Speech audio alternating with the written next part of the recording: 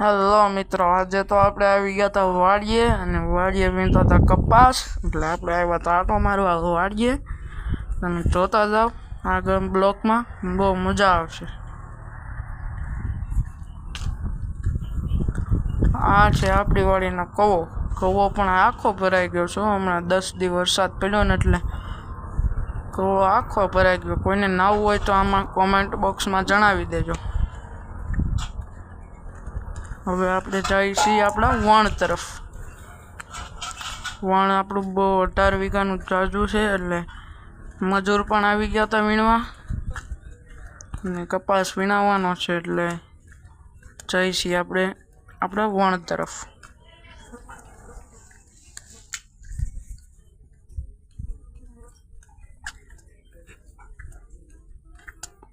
તો આ છે આપણા વાડીમાં જવાની સ્પેશિયલ સીડીએથી ચડી જવાનું એટલે ડાયરેક્ટ આપણી વાડી આવી જાય. એ પડતો રહી ગયો એટલે પણ એ વણ તો બહુ જાજુ છે. હવે વીણવામાં બહુ તકલીફ પડી જવાની છે. આપણે જે હોય મિત્રો વીણવું તો પડશે જ તે, એમાં તો કાંઈ હાલ છે નહીં. આવો કપાસ છે ને વરસાદ આવ્યો એટલે કપાસ બગડી ગયેલો છે. આપણે વીણવાનો છે કપાસ એટલે આવી ગયા તા વાડીએ. આ છે આપણો વાડીનો નજારો. આપણી વાડી આવેલી છે લાપાળા ગીર કહેવાય એટલે ત્યાં આવેલી છે આપણી વાડી. આપણે પહોંચી જતા ઝૂંપડી પાસે. ઝૂંપડી એન્ટિક ઝૂંપડી છે ભાઈ, દાદાની બનાવેલી. 18 વીઘાનું વણ મિત્રો. 18 વીઘા એટલે આ છે આપણી ઝૂંપડીને. એમાં નાખી દીધો છે આપણે ઝટકા બંધ કર્યો. પછી આપણે ઝૂંપડીની બહાર નીકળી પછી જવા લાગે આપણે મજૂર તરફ. મજૂર તો બહુ સેટા છે, જવું તો પડશે જ. તમે તો આ છે આપણું વણ.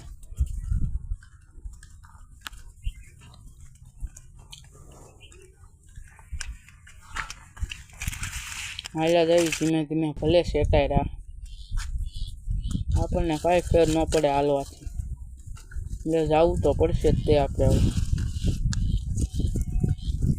આપણા દાદા પણ ત્યાં છે, કપાસ વીણતા છે. જઈએ આપણે જોઈ કેવો વીણે છે મજૂર કપાસ, પછી ખબર પડે. મિત્રો 18 વીઘાનો કપાસ છે, કાંઈ થોડો નથી. પછી આપણને મોકલી દીધા ચા બનાવવા માટે કાગળ લેવા. પછી કાગળ લઈને આપણે હાલ્યા જઈએ છીએ. ધીમે ધીમે આપણે પોગી જઈએ એટલે વાંધો ન આવે. ચૂલો હળગાવવા કાગળ લેવા તો જોઈશે જ તે મિત્રો. કાગળ ને પછી મિત્રો આપણા દાદાએ બનાવી નાખી હતી ચા વાડીમાં. કાંઈ ઘટે નહીં. જો મિત્રો આ છે મારા દાદા, વાડીમાં બનાવી નાખી હતી ચા. અને પછી આપણે ચા પીવાની છે, મજૂર આવી જાય. પછી મિત્રો આપણે લઈ લીધો છે કપ હાથમાં એટલે આપણે ચા પીધી, પણ ચા એક નંબર હતી મિત્ર. તમારે કોઈને પીવી હોય તો હાલો અમારી વાડીએ. પછી આપણે તોડી નાખ્યો તો માવો ગરમા ગરમ. પાકી તો જોઈએ જ, પાકી વગર ન હાલે.